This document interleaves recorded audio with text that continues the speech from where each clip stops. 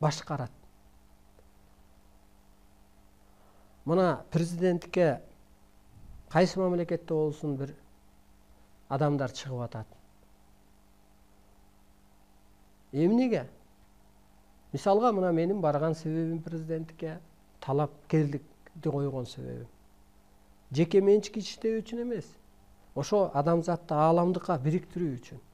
Ошо президенттик так бирөө эле болуп атпайбы? Мисалга. Ал бир чоң орун болуп атат. Ал майда ушакты сүйлөп отурат. Бирок буйругун эл аткарып атат да. Буйругун аткаруучу бийлик аткарып атат, правительство. Андан кийинки айыл өкмөттөн чейинкилер аткарып атат. Ошол сыяктуу Кыргызды дагы ошол бир такка отурса, анан дүйнөнү башкарган атат. Ал жерде отурган адамдын телосуна карасаң ал күчтүү эмес. Анын энергиясы тагы күчтүү болуп атат.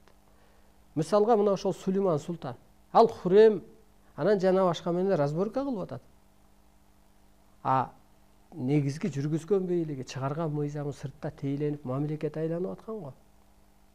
Өзүнүн мамлекеттери. Көрдүңүзбү? Ошондо энергиясы күчтүү, тагы күчтүү деп түшүнсөңүз болот. Кыргыз дүйнөнү эмне менен башкарат деген ошо ааламдан түшкөн тагы менен, ааламдан түшкөн сыйкыры менен, энергиясы менен башкарат. Же болбосо ата. Же бир эркек деп коелу.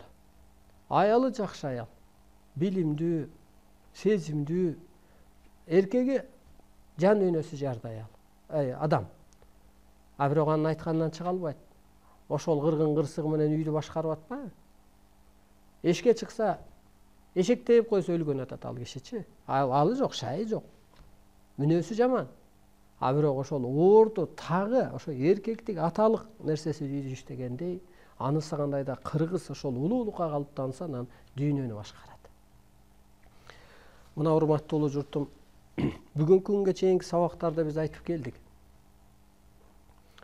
Тан жандан жаралат, энергиядан жаралат деп жакындатып, аргырынан түшүндүрүп келдик. Бүгүн да ошого улай адам ааламдын ролун аткарбаса